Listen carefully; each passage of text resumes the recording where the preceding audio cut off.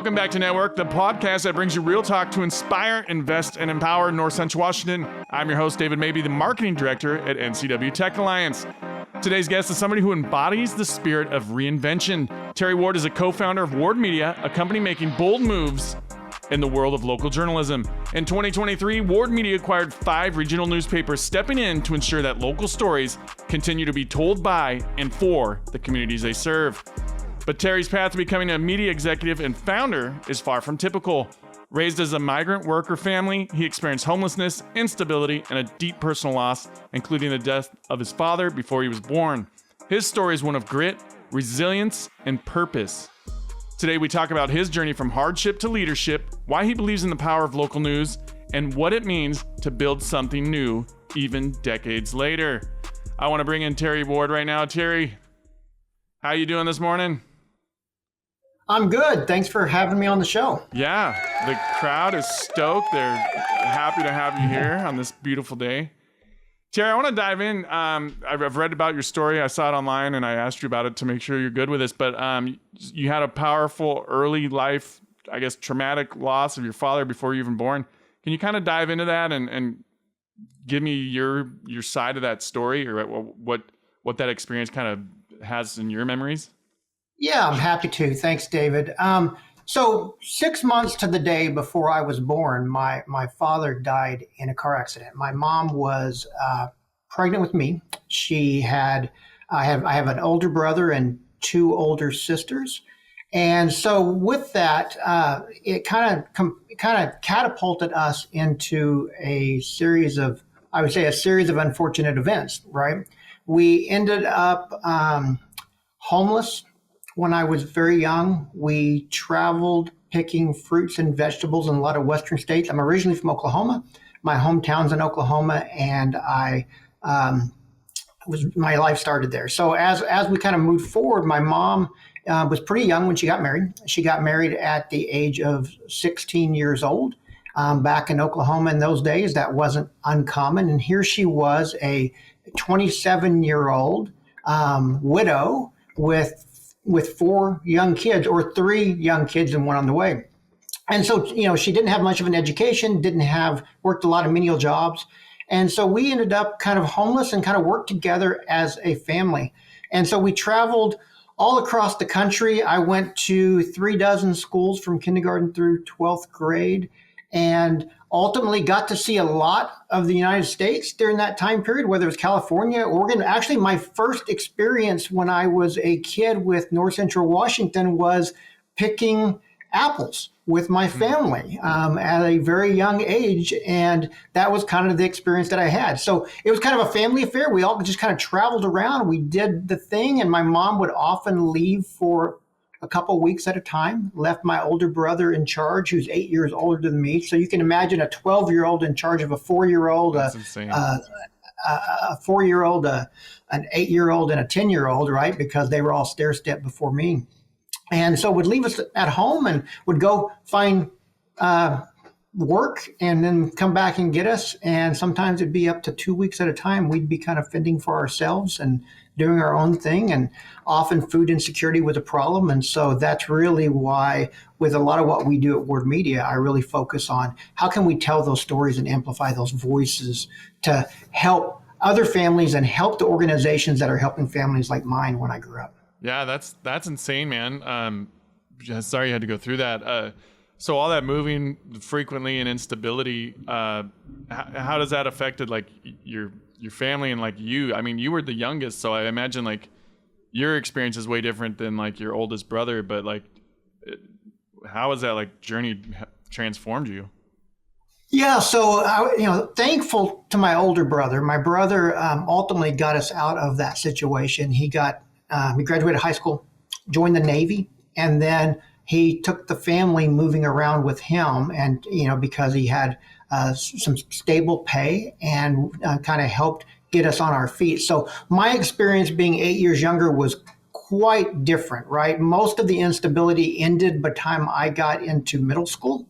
Most of it was when I was younger, but all of that kind of stuck with me. And so I really walked around in those younger years with a chip on my shoulder, feeling like, I was just kind of destined not to do much. And then my brother joined the Navy and spent his 6 years in the Navy. And by that point, I was in high school, and he took a job at our hometown newspaper back in Oklahoma, where we were from, selling advertising and doing marketing for clients after he finished the Navy. And we moved back there. And that ultimately kind of how I ended up in this business is the local newspaper publisher called me up one day and said, "Hey, Terry, I'd like to offer you a job I was a junior in high school, wanted to offer me a job as a newspaper reporter," and kind of took me under his wing and saw a kid that maybe needed some older male guidance, and was my mentor up until the day that he died.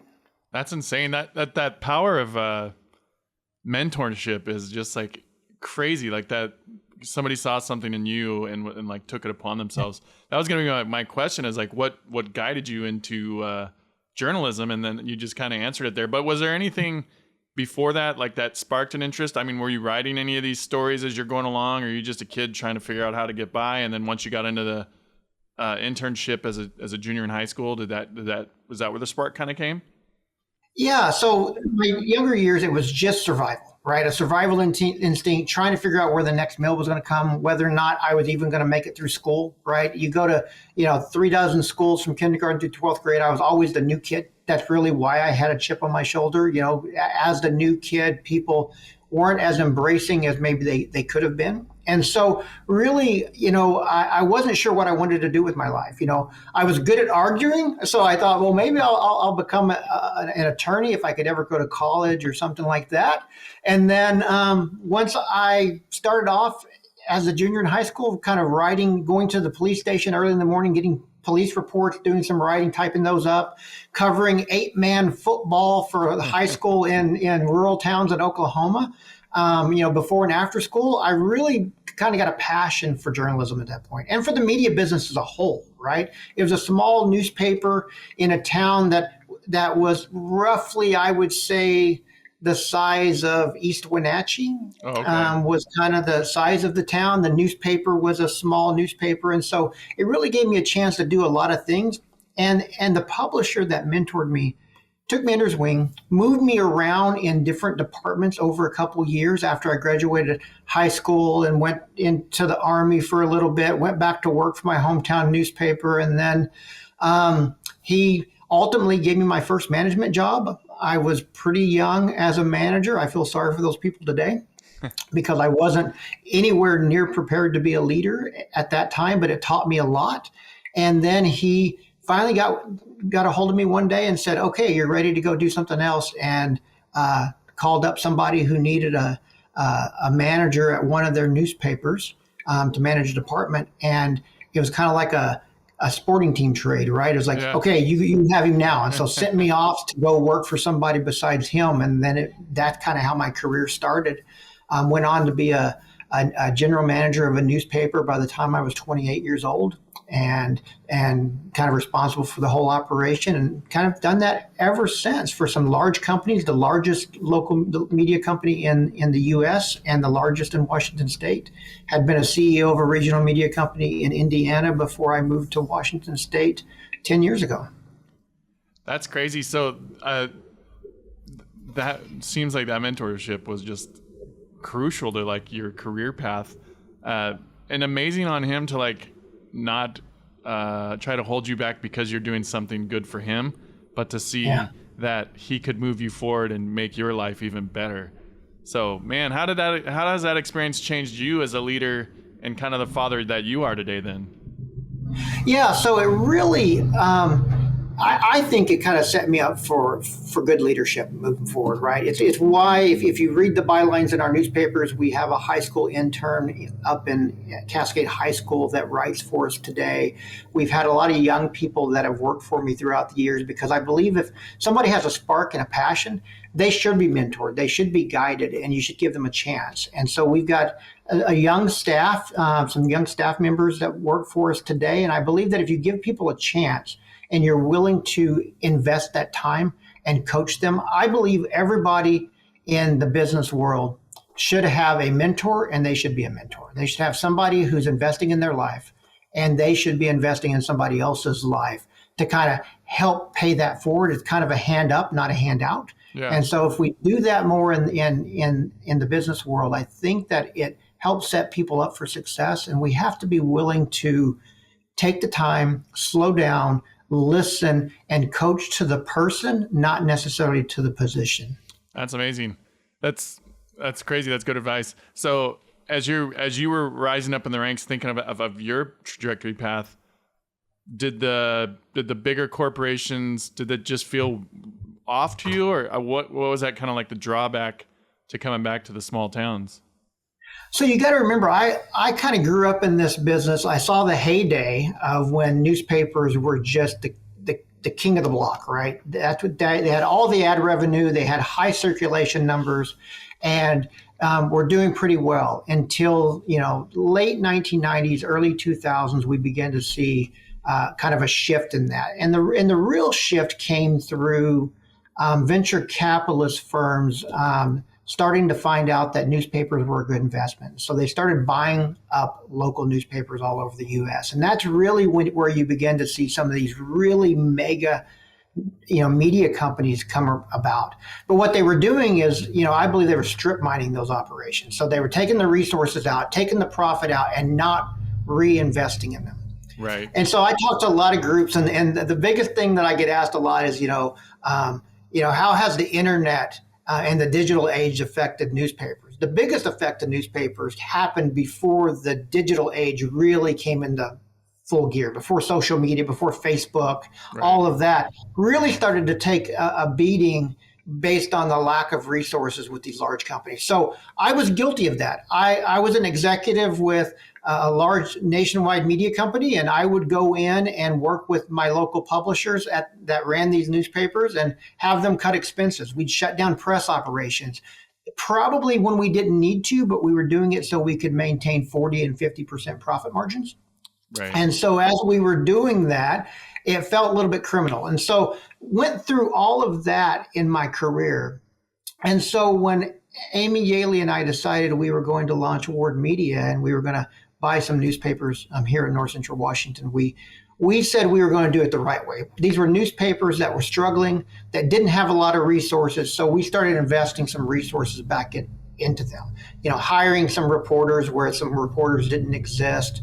They're still small newspapers, but we believe that our other business units that we run besides the newspapers can continue to prop those up because, one, we want to make sure that there's not net news deserts that exist. And we want to make sure that local journalism is there to tell the stories and chronicle the history like what we would expect them to do. With the internet, while we're very digitally focused in what we do, we also know how easy that history can be changed, right? Or if a website shuts down, where does that history go? On the print side of the business, if you go to a historical society or a genealogical society, first thing they do is show you the old newspaper clippings where you can find information about your grandparents or old businesses that were in town and things like that. So we want to maintain that record for these communities. Yeah, I was a broadcast journalism student at Central, so I had projects where we had to go back through the reels of newspapers. We did I was date myself here, early 2000s. So we had technology to make editing easier, but our professor was old school, so we had to go do reel-to-reel edits for the broadcast and all that stuff. So I appreciate all the legacy and trying to keep everything there, but also respect the future of it. So as you and Amy are starting Ward Media, what was there a key? Was it like, hey, let's go to North Central Washington? What was the arc of like starting Ward Media? Where did you guys start, and then how did you get to where you are at this present moment? So I was the vice president of Sound Publishing. Sound Publishing owns 40 some odd newspapers across Washington State, mostly along the I-5 corridor and the Olympic and Kitsap peninsulas and the islands, Whidbey, San Juan Islands, Bainbridge Island, that area. So I oversaw everything west. And so having done that, I was like, okay, it's time for us to kind of branch out. So Amy was a little more reluctant. She was a marketing director for a public hospital, and somehow I convinced her to venture out and do this with me, right? She was more of on the marketing side. She was a client of the company that I worked for. She did a lot of advertising and marketing, but she also saw the vision of how do we make this better? How do we do something that's our own, that we can kind of make an impact and help amplify voices and tell stories, right? Yeah. In the area. So we did that. And so the catalyst for me was coming out of COVID. A lot was shut down, went through a lot of expense reductions at my former company. And I was just tired. And I was like, okay, if I could do this myself without somebody else owning it, how would I do it differently? And I had a lot of great ideas. Some of them are still great ideas. Some of them I realized, oh, okay, I need to kind of pivot and do some things a little bit differently than what I thought. And so as we kind of ventured out and we were looking for some newspapers to acquire, and we wanted them to be fairly close in good communities that still believed in local journalism and that we felt like we could have an impact. So we looked at some in Oregon, we looked at some others in Washington State, and ultimately these made a lot of sense for us because of just the region that they're in. I mean, you can't beat the tourist region that is Chelan and Leavenworth and those areas. But we also wanted something that, because we still have kids in school, that we wanted to be able to get over there. So we still split our time back and forth between North Central Washington and Kitsap County over in the Poulsbo area. Oh, okay. And so we spend half our week over there and half our week over here because as we launched this, we also this last year launched a magazine in Kitsap County, for a business magazine. And cool. So we have that, and then we have all of our stuff over in North Central Washington as well. Well, what was the scariest part of deciding, okay, we're doing this, and then no paychecks coming in, or did one of you guys keep a job? What was the transition like? No, we talked about it and we decided to both of us jump in with both feet. So we invested in this ourselves, and we decided what we wanted to do is we could ramp up quicker if we used her talents and my talents at the same time. While I've been in the newspaper business a long time, Amy brings a lot of local business sales and marketing expertise to Ward Media as well. And she's been able to really work with a lot of our clients. So in order to make it work, we thought, let's just both of us jump in. Let's do it. The scariest part is just that. We jumped without a safety net. We didn't have 1 foot in and 1 foot out. We just decided, hey, we're going to make this transition. We're going to make this jump. And no other option than to make it work. Yeah. And I don't know. I've talked to a lot of people that are successful, and it seems like that's the route. You don't put a plan B in, because if you put a plan B in, you usually fall back to plan B. It's just just go for it. So Terry, with Ward Media, how are you doing things differently than the other traditional outlets? What is there something different that you're focusing on, or what's the purpose there for your strategy? Yeah, so we try to focus a little bit different. We don't focus so much on the negative news, the bad news, the crime. We do some of that if there's a murder, if there's a break-in, a car accident. We will publish some of that, but really what we try to focus on is amplifying the voices and the good works of the nonprofits and the local business community and the people aspect of it, right? What are they doing to kind of help uplift their communities? And we want to tell those stories because those stories are worth telling. So as we look at that, we try to think about, whether it's Upper Valley Men, the Pybus Foundation, the Community Foundation, even the good work that NCW Tech Alliance is doing, right? We want to amplify those voices and tell people all of that good work. Because when you think about it in that terms, a lot of media companies will focus on, okay, they need to pay for advertising to do that. While we want the advertising and we need the advertising to continue to fund our operations, for us, it's really important to focus on the good works. I try to write a column on a regular basis. When I write my columns, I focus on how do we unite these communities together, not be politically divided, and not focus on things to tear the community down. I've seen a lot of newspaper editors and a lot of newspaper publishers that will write columns, and they're just looking for things to criticize communities about. And the same thing on the news side. Often you'll see, how can we sensationalize the negative things that are happening in the community, because that's what a lot of people read.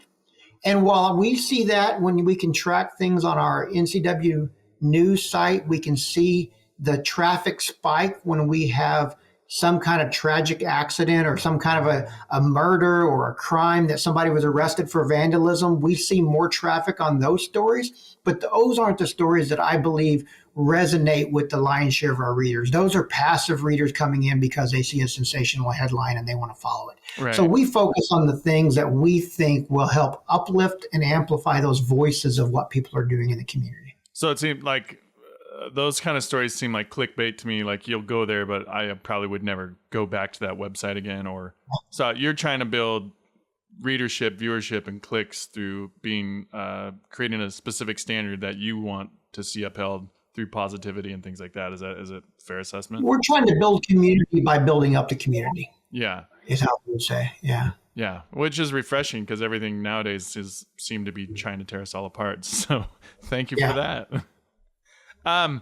What would you describe, or what do you look at when you're looking as you're defining success? What does success mean to you and to Ward Media up until now, and then looking into the future? So, when you think about it, success for us is a sustainability of the local news ecosystem, the local business ecosystem. I believe that what we do has such an impact on communities. And we do it on both sides of the business, right? When we think about the news and information that we provide, if we're doing our job effectively, it's going to have a positive, uplifting impact on these communities. When people search Leavenworth and, for anything, the positive things are going to come up. When they search Wenatchee or East Wenatchee or Cashmere, it's the positive things that they'll find on our site. And if we can uplift the community and we can have a positive impact, I sleep pretty good. Yeah, we're still the watchdog journalists. We still want to hold our public officials and our local governments accountable for what they're doing. But there's more to it than that. It's trying to drive that positive nature. We're not a mouthpiece for folks, but I think it's our job to make sure that we're highlighting those positive things. So there's that side of the business, and I sleep pretty well at night knowing the impact we can have there. Then there's the business side, right? Where if local businesses are marketing themselves through the pages or through the online or through the digital offerings that we offer through Ward Media or even through the swag business that we have. Hopefully, if we're doing our job right, they're going to get results. And those results mean that they're going to be able to keep more people employed in the communities. They're going to be able to make sure their business has a longer lifetime. They're going to be able to stay in business for a long time, and they're going to be able to contribute to the economic well-being. And so the economic impact that I believe local media has on our local communities, it's immeasurable, right? Because if we do right by our clients, then their businesses are going to continue to branch out, and it's going to continue to multiply, and that is going to stay local. And that's why we say that, we're a local independent company, right? We spend our money locally, right? We do our things that we can locally. We hire local people, and we're there all the time on a regular basis. Even like I said earlier, we do split our time between the evil West Side and North Central Washington. We also, though, we're invested in the communities that we serve. And that's important, especially the independent, because we don't own newspapers in 10 states. We own what we have is right here in North Central Washington. And that means that we want to make an economic impact, and we want to make we want to give the community a little bit of an attitude adjustment. Let's think a little bit more positive and focus on the good things that are happening in life. Yeah, that's awesome. And I see you guys at a lot of our events. You guys were just at Flywheel last week. Yeah. Did you guys have a good time at Flywheel? Did you take away any inspiration or anything there from that experience? Yeah, it was a great event. There was a segment where one of the Western Washington University person, Meg was talking about the imposter syndrome. And, and when that afternoon, I had to go back to our office there in Wenatchee, and one of my reporters came in and actually asked me that same afternoon, right after I sat in that session, and said, "Do you have any advice on how to deal with?" And she said, the imposter syndrome. I feel like sometimes when I'm interviewing people that I'm a little bit of an imposter now. So I was able to just share with her that you're not alone, right? And quote some of the statistics that were talked about at Flywheel, and was able to, within 2 hours, put what I learned and heard into action with one of my team members, which was fantastic, which actually, did me a favor, made me seem a little bit smarter than maybe I am. That's what it's all about, right? I mean, Yeah, in the grand scheme of things, we're all imposters at some point. Like, exactly. it's just what it is. And even as we get older, like, I think as you get older, you realize that more and more, that even the stuff there's more stuff you don't know. So Exactly. Always learning. always learning. So all right, we're flying through the episode, so we're gonna kind of get into our segment here where we ask you some questions for inspiring, investing, and empowering here in our community. So what's one piece of advice you'd give to someone thinking about starting a business or a new chapter in their life? I would say, don't give up and do it. Start, right? I wish I would have did this 10, 15 years ago. It's hard. I'm working harder than I've ever worked in my life. And I was working pretty hard for a lot of other people, Yeah. and making a lot of money for a lot of companies. And so when I look at it right now, it's hard. And there are days that you just want to go, oh man, what did I sign up for? So for somebody just starting out, I would say, do it fast, do it today instead of tomorrow. Yeah. And then as you're doing it, just have the fortitude to stick with it, have a vision and aim for that vision and keep going. Yeah, this has been a common theme with this question. It's like that. There's no right time to do anything, right? You're always waiting for the right time to do something, but like with kids, like anything like that, everything's going to change. Everything's going to happen. There's certain stuff you can't control. And as you get older, you realize that life's short and things are going to happen, and you don't want to miss out on any of that stuff. On the investing part, what's one skill you're still trying to master as a business owner? I would say the biggest skill that I'm trying to master is, you get to the point in your career where you've seen a lot, you know a lot, and you make a lot of decisions based on that history and that information that you've gathered over the years, right? So it's kind of that gut. So a lot of times where one of our team members will come in and they'll have a question, and I can 9 times out of 10 anticipate what they're going to ask and already have the answer.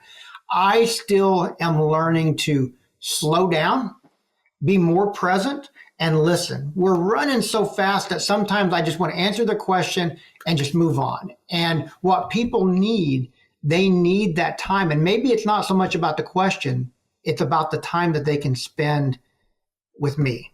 Right. That time spent with me to learn more about it. And one question may lead to another. So I'm still learning how to slow down and be more present and listen fully to read maybe more of what's going on instead of just spitting out an answer to get that moving on to a different direction. No, it's really powerful. It makes me think, I have a 9-year-old and a 6-year-old, and it's like, they'll come and ask me a question, and it's like something I know they can solve. And I'm trying to slow down and let them solve it, because that's more powerful than me telling it to them.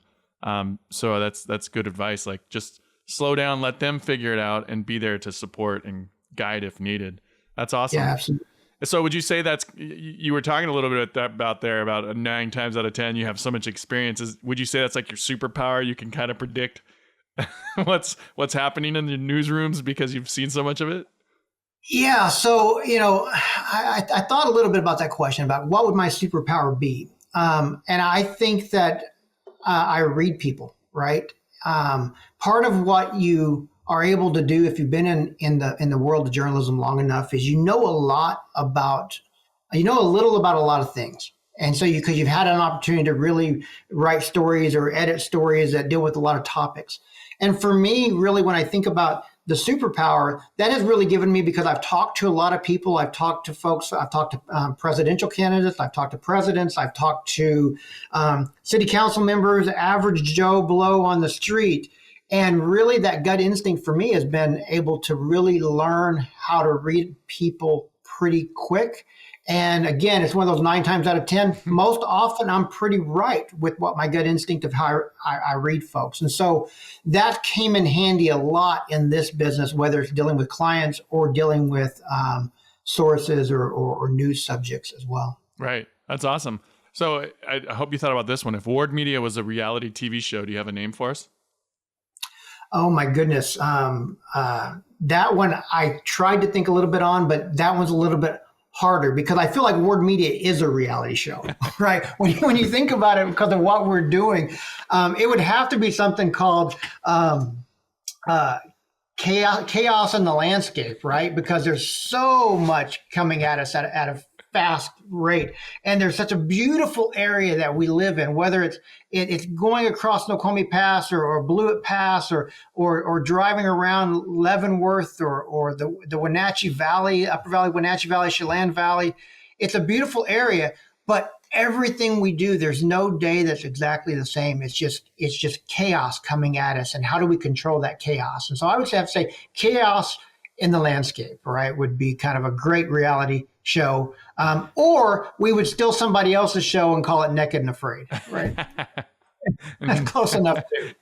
And then do you have a favorite local spot that you go to like think on things or kind of unwind? Or I tell you, when we like to, we have so many meetings when we're over there on a regular basis. Most of what we're doing, we're going to events, we're at meetings, we're out and about meeting folks.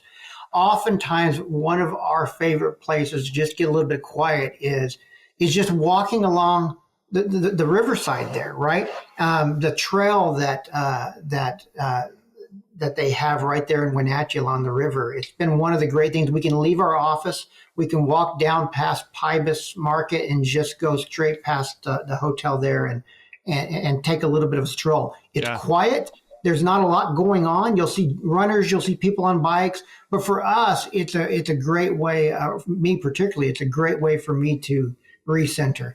Amy's a Washingtonian by native. She says she has to be near water at some point, and so that's a great place for us in North Central Washington to get to some water pretty quick and just kind of be near it. Yeah, I mean, you got the Columbia River right there, and then it's a 12-mile loop around that you can jog, hike, do all that stuff, and then there's parks there you can stop and sit. It's an amazing place during the hot times in the summer. We'll take the kids down there after work and just chill out and hang out. And to be right in time, right? We love, Saddleback. And there's a lot of places that we've gone and we like to go, but that one for me has a little bit of a special place because it's a place where we can just kind of take a little stroll together. And sometimes, it might be between meetings. It might be in the evening before dinner, and give us an opportunity to kind of, for us, because we run the business together, when you're in business with your partner, those times of connectivity are super important because we're constantly working together, but we have to do some things outside of work as well.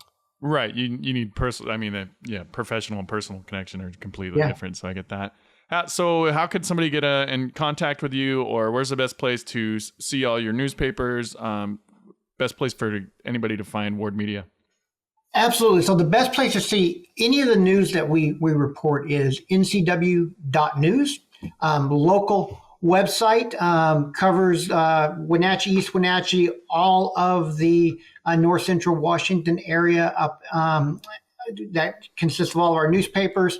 Best way to reach me is just Terry, Terry, at ward.media. If you've got a news release, you can send it to news@ward.media. And there's so many ways of getting a hold of us. And all of our contact information is on NCW News as well. And we find people don't hesitate to reach out when they want something when you're in the news business. That's for sure. That's right. Well, Terry, thank you for sharing your story and for reminding us that leadership often grows out of adversity, for overcoming early struggles to becoming a driving force behind local journalism in North Central Washington. Your journey reflects what so many entrepreneurs experience, but rarely talk about: the long road, the pivots, the passion, and the persistence. With Ward Media now owning and operating all these newspapers, you're just preserving local news and revitalizing it. So thank you. To our listeners. Oh, yeah, we get the crowd clapping there for you again. To our listeners, if today's episode moved you, make sure to follow and subscribe Networked podcast on YouTube, Spotify, anywhere. Add it to your Spotify playlist. Help us out there. Share it with someone who could use a little inspiration to start their next chapter. Thank you for listening. We'll see you next time on Networked.